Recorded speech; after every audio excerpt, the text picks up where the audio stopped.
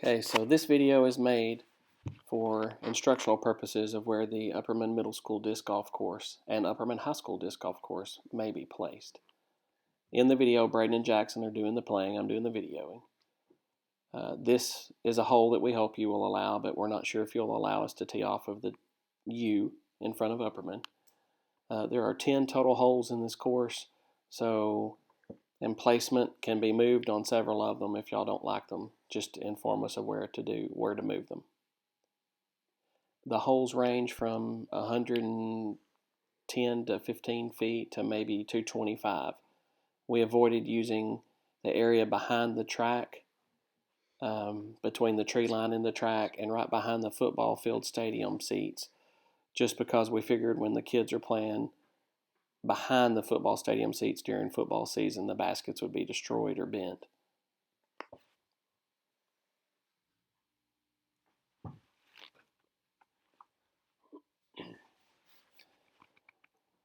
Braden and Jackson are going to occasionally chime in on some of their throws that they made today, just to make the video not be so dry and boring.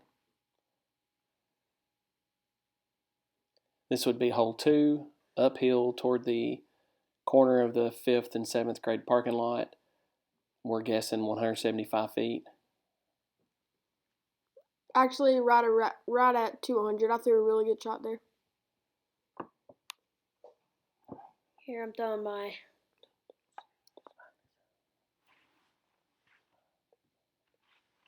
What disc are you throwing here, Jackson? Razor Claw on a 4-hand hyzer. Cloud breaker. Sorry.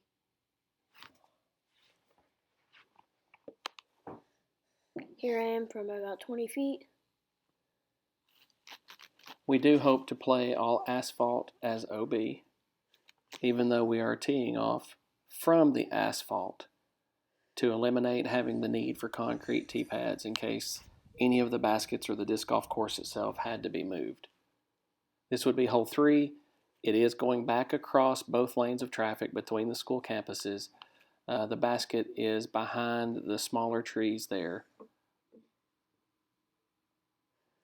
And again, all asphalt would play OB.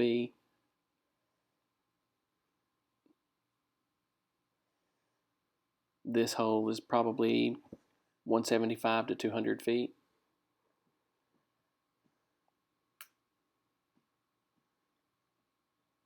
If these style tee pads are approved, we're hoping to place some kind of sign marker in front of the tee off area and maybe even spray paint a white rectangular square for the tee box on the asphalt.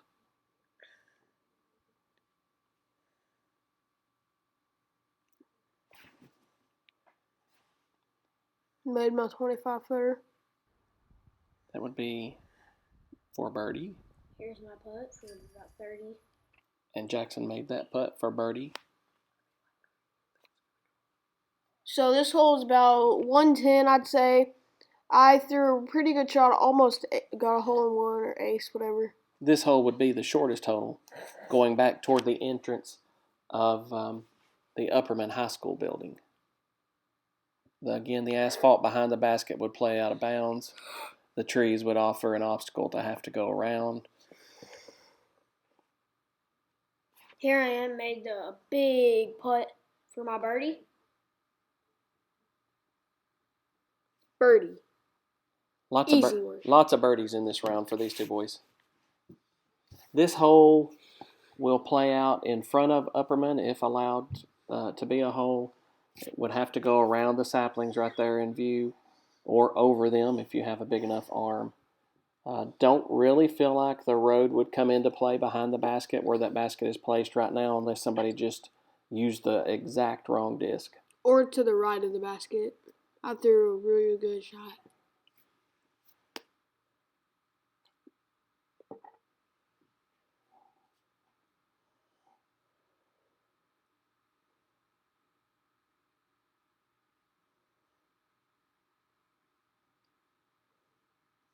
Both boys threw a really good shot up on top of the hill.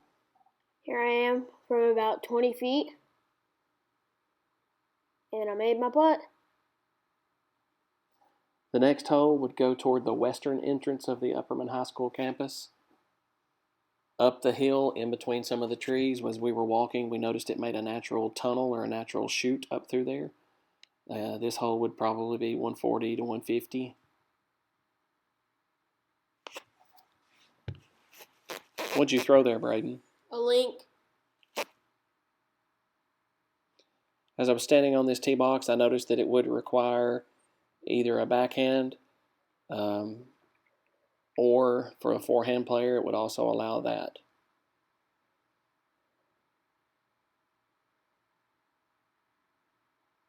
These kids were making their putts today. That was another birdie. Of course, just as I say that, I jinxed Jackson.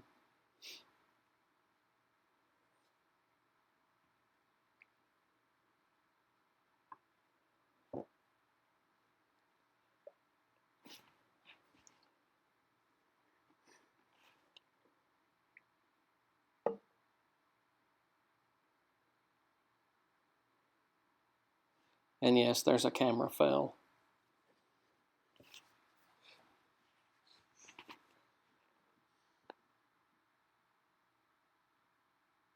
And I jinxed Braden as well. Come on. Will you just be quiet? Yay! Why? All right, the next hole, the tee box would be in the entrance to the teacher parking lot in the western side of Upperman campus. We chose to set the basket out at about 225 feet, directly behind this big tree. It gives the players either a backhand route or a forehand route to the left of the tree, whichever they desire. And Jackson just straight shanked that one. I was happy with it, though.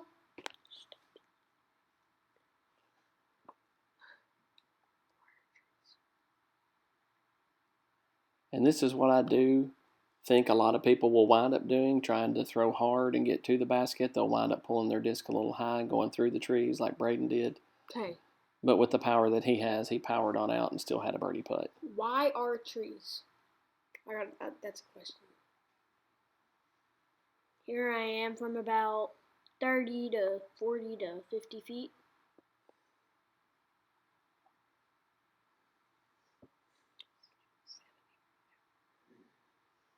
Made a great putt, whatever it was. Thank you. I did notice this area of the campus was a little soggy. I don't know if that's something that Mr. Stepp can enlighten us on, if this would be a great placement for a basket or not.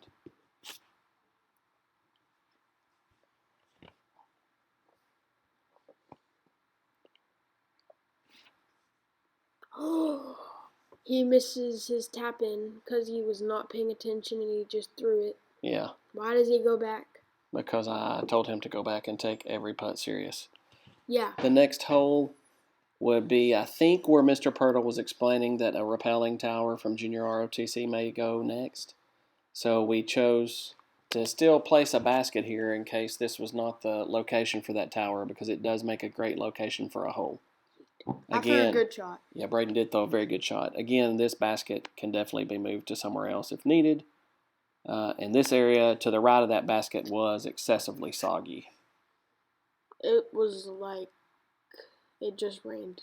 Fat Daddy sunk up when he was over there. Let's just put it that way. And as you notice, Braden threw a backhand. I believe Jackson throws a forehand here. And both of them wound up, I think, within 20 feet.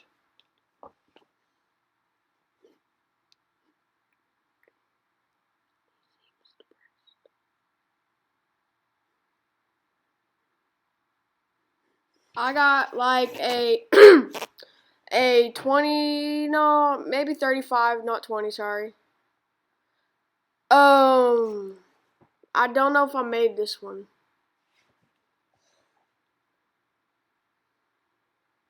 And I really don't know what he's waiting on here. It's like, Braden, hurry up and putt. I waited on the wind. Hurry up and putt. Okay. They're not going to build that tower before you putt the disc. Get it made. I can't control it now. This has already been filmed. I can't control it. Oh! Wind did get him and lifted the disc as he putted. Why is wind?